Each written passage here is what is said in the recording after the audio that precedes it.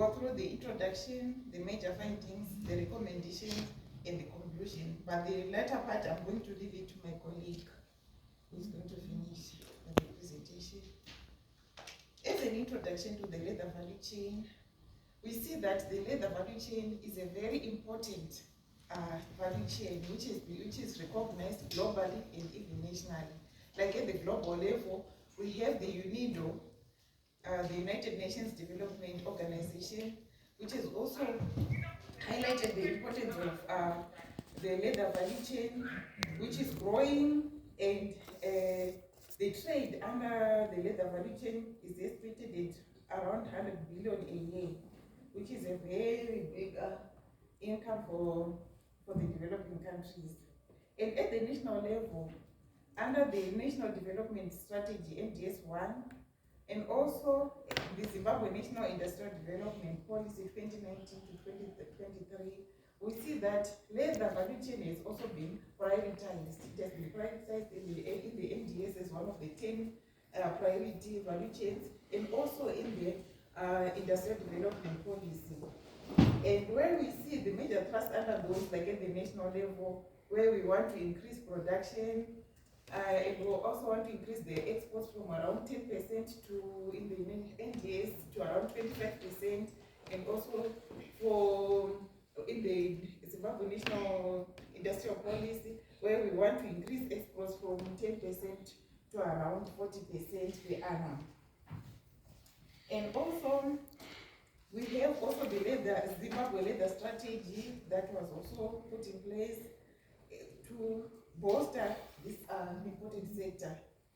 And as NCC has been highlighted by the previous presenter, we also took a benchmarking visit to Ethiopia and Kenya so that we can benchmark ourselves and learn what other countries are doing, the best practice from these other countries.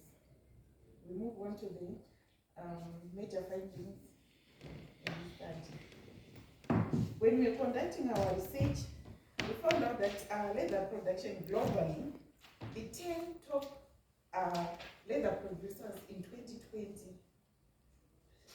From the pie chart, you can see we've got number 1, that's China, number 2, Brazil, Russia, India, Italy, and so on and so forth. And we don't even have any African country that's appearing on the top 10. So it just shows that maybe Africa, we need to work a bit harder so that we can be on the global map and become one of the top 10 producing countries. Because we also, like Africa, I think it owns like 20% of the total population, livestock population, the total global population of livestock in Africa is 20%. So we need to work hard. For some of the countries that are producing leather, they don't have so much livestock, but yet they are producing a lot of leather. We need to really look into that.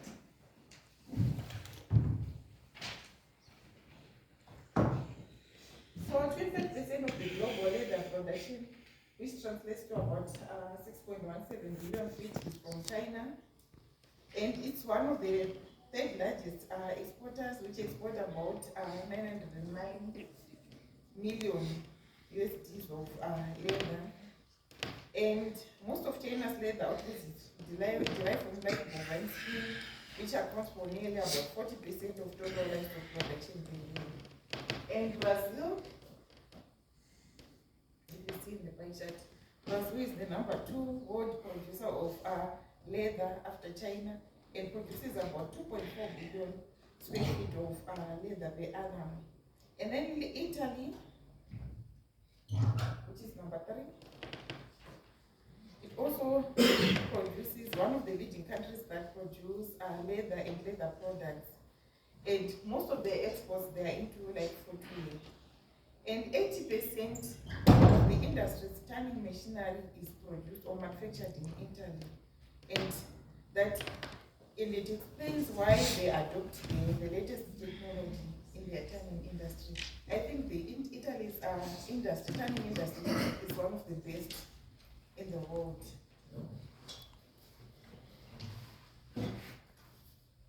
Then we looked at the major exporters of raw hides and skins in 2020.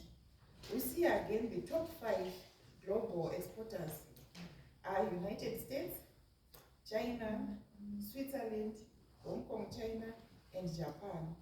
And there's no African country that is appearing there. Then for Africa's top 5 exporters of leather and leather products, we have South Africa, which ranked at 42 out of the 195 global countries. Then we have Tunisia, Morocco, Nigeria, and Ghana. Then below there, we have the 3 countries, Zimbabwe, plus the 2 countries that we managed to benchmark. And we have Kenya, which is appearing at least in the top 100 at number 75. And then we have Ethiopia at number 132. And then Zimbabwe sitting at 167 out of 195 global countries. So it just shows that we have a lot of work to do as actors in the leather industry. And then on the side of importing, those countries again are the major importers of raw hides and skins in 2020. Again, we have the developed countries like the China, though it's still a developing, but it's also topping up on the major importers of raw hides in 2020. We have Italy, we have France, we have Vietnam, and India. Then the top 5 African countries that are importing, we have South Africa, Tunisia, Nigeria, Morocco, and Egypt. And here, Zimbabwe, on the lower ranking of my table, we have Zimbabwe plus the 2 other countries that we benchmarked, where we have Ethiopia sitting at number 68, top country, importing country, Zimbabwe 73, and Kenya at 77.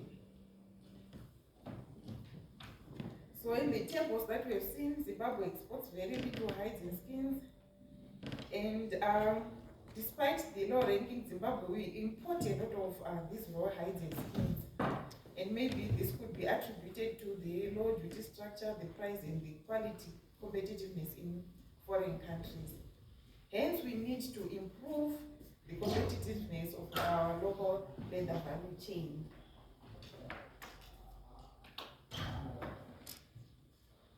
On this pie chart, we show the global share of leather raw material by type, where we have the bovine from the cattle, mostly from the cattle, taking up 66% of the raw hides that are exported globally, and followed by sheep at 15%, and pig at 11%, then goat skins at 7%, then the other types of hides taking 1%.